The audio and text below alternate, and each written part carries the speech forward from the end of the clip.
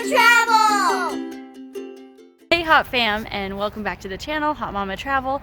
Today we're doing part 2 of our favorite haunted places that we visited. This time we're going to take you through the south and up the east coast for some spooky adventures. It's just the two of us today because the boys are busy. They're being annoying. So we're doing it without them. The first haunted place we are going to talk about is the Pirate House in Savannah, Georgia. This was built in 1734, which makes it one of the oldest standing buildings in Savannah and I believe the entire state of Georgia. It was once a botanical garden, and then it was turned into an inn and tavern for sailors in 1753. There are tunnels underneath the Pirate House that lead to the Savannah River. What you're looking down in is a small section of a very long tunnel that runs from the river all the way to Liberty Street, 3/4 of a mile long.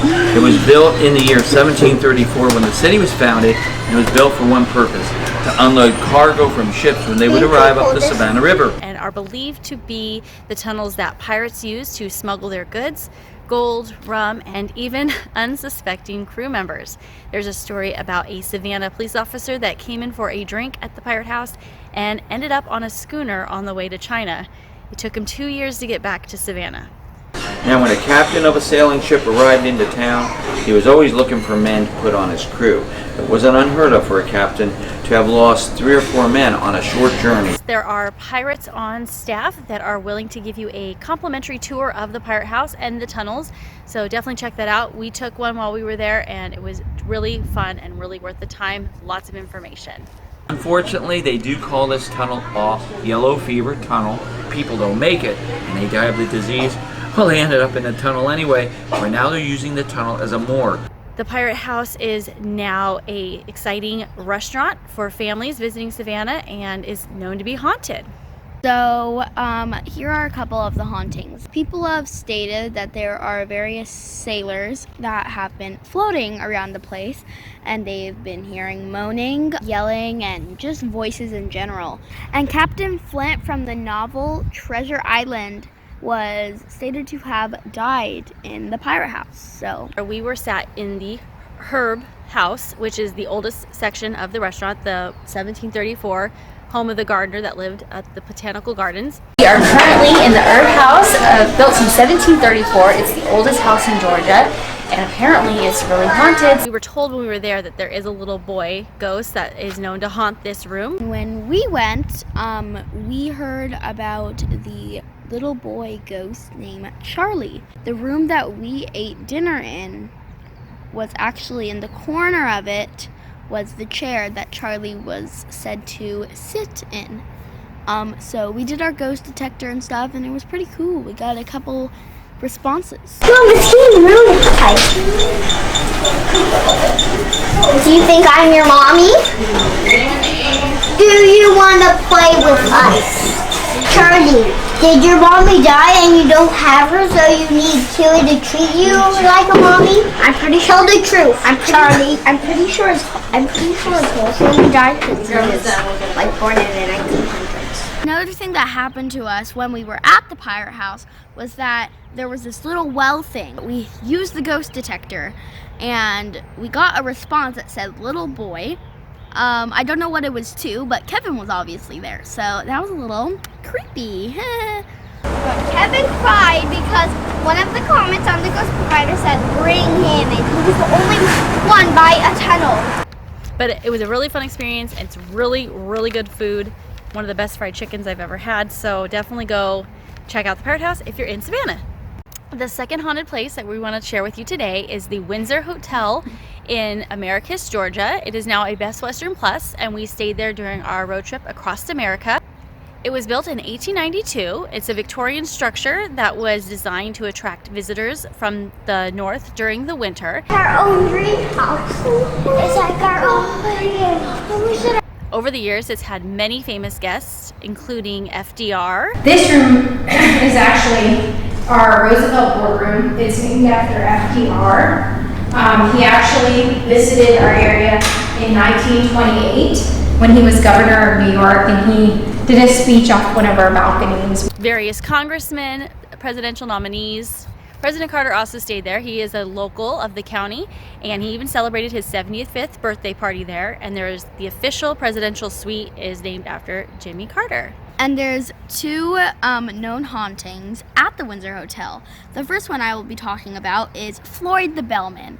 So Floyd sadly died, but he still wanted to work at the Windsor Hotel. He carries in your luggage, they say, and the owner actually said that they don't have a bellman. So if anyone offers to take your luggage to their room, it's either someone weird or Floyd. So if anybody helps you with your luggage, we don't have a bellman named Floyd currently. The ghost haunting number 2 is about this little girl. The story says that a mom and her boyfriend were fighting, and the mom was holding on to the little girl's hand, and the boyfriend was having enough of the mom and pushed her in to the elevator shaft. Well, not knowing that the calf wasn't up yet, he pushed her and she fell down the elevator, and she was holding her daughter's hand, so she went with her. There is a live-in housekeeper, and her little girl was with her, and her lover were getting in an argument, and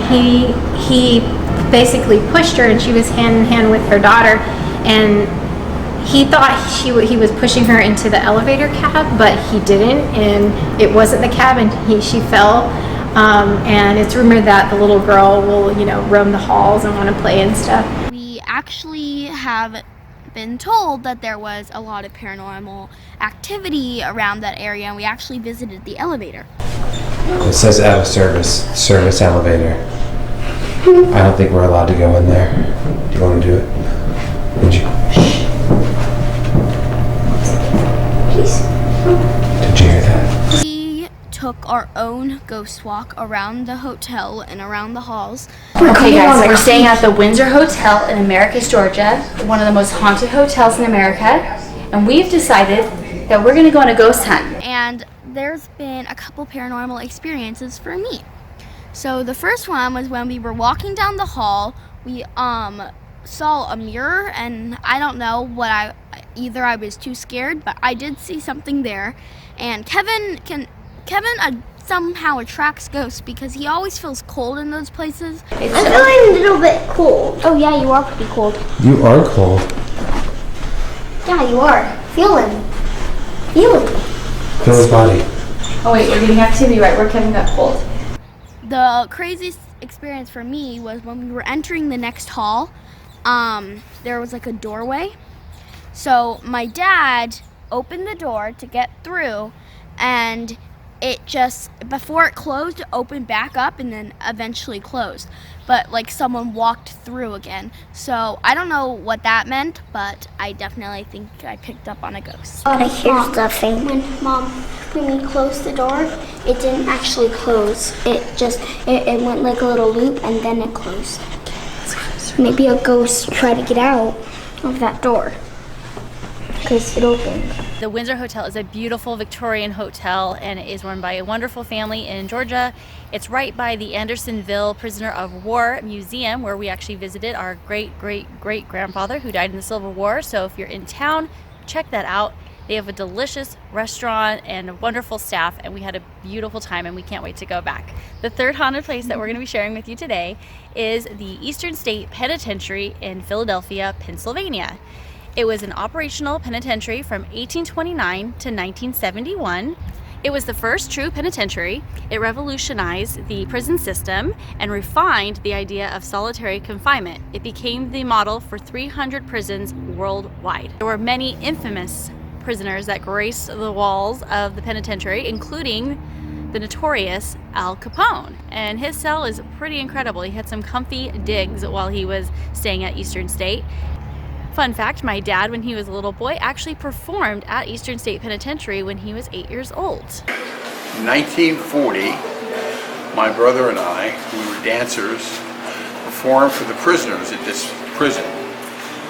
My mother and father are in show business, and we had an uncle who was one of the guards here, and he got us this show for the prisoners. It was done in the cafeteria.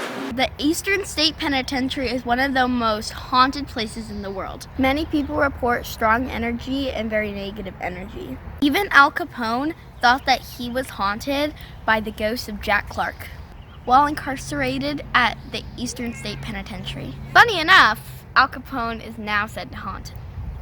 Cell blocks 12, 6, and 4 are known to be the most haunted. The last place we're going to share with you today is the Driskill Hotel in Austin, Texas. It was built in 1866 and it's the oldest operating hotel in Austin, Texas. It catered to high society, and Lyndon Johnson even met his wife, Lady Bird, at the hotel. The Driskill Hotel was where President Lyndon Johnson had his White House press headquarters. Colonel Driskill is also known to haunt the hotel. People have stated that they can smell cigar smoke even though it is a non-smoking hotel. Another ghost at the hotel is Peter Lawless. He was a former resident at the hotel where he lived for 31 years before dying in 1917.